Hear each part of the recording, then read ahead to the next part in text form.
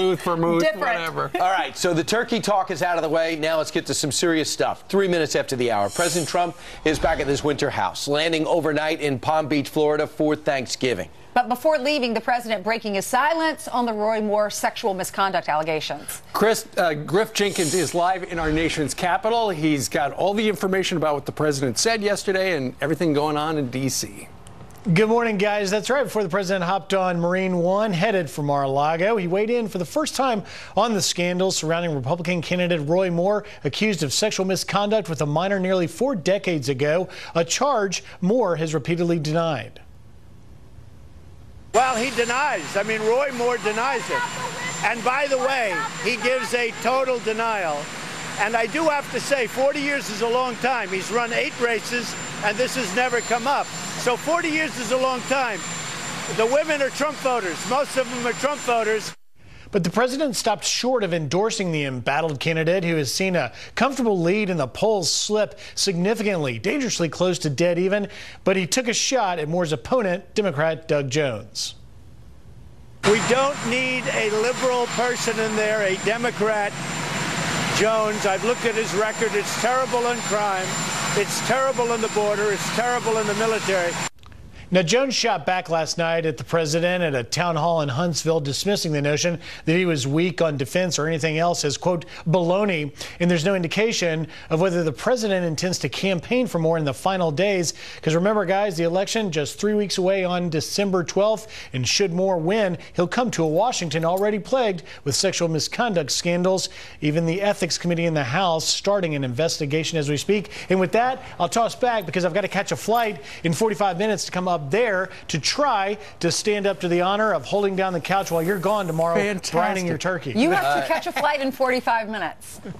Good luck. Well, busiest travel day of the year. Okay, cool. He has his own plane. All right, Griff, there's no doubt about it. Go ahead. Happy Thanksgiving. So a lot of people say, hey, there's a lot of allegations running around here. Now Roy Moore almost is getting a pass. The New York Post, of all people, says, I'm with the perv.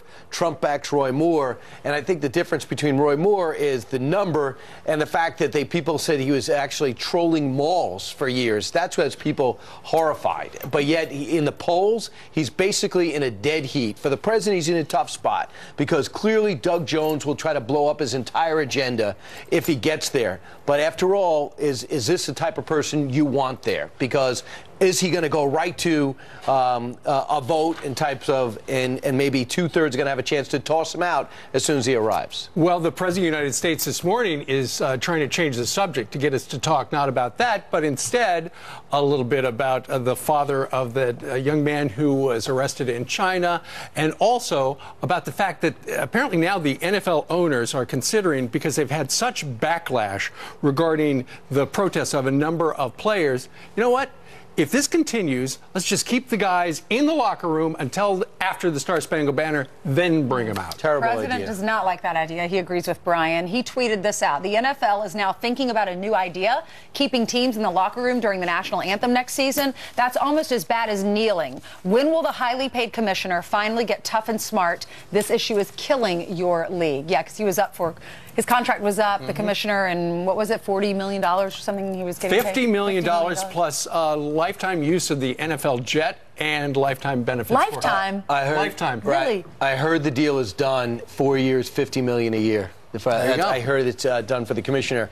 Just watch. If this is done, teams are going to go, and excuse me, I'm not staying in the locker room. I'm going to go out there for the national anthem. So you're going to split the teams again because there's a lot of people in the league that think it's very important to stand before. Some have actually fought for our country, and now they're playing in the NFL. And so that's why the owners know that they've got some players who could be a problem next year. They don't want that business problem next year, so they're going to probably keep everybody in the locker room. The big question is, where are you going to be tomorrow? After your brining of the turkey, will you be watching football? There are going to be 3 NFL games. Will you be tube-side?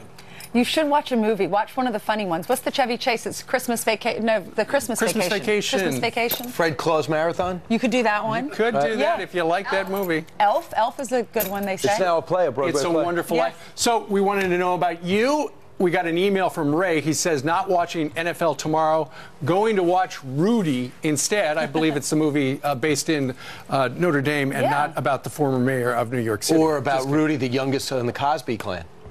Yeah, I don't think it's about that either. Maybe. Right, right. She All grew right. up. Michael, email us. We will not have the game on this year. I have banned the NFL from my house since the protest. You don't want to miss. You don't want to miss the Giants, Redskins, or Lions, Vikings, do you? Or Cowboys, Chargers.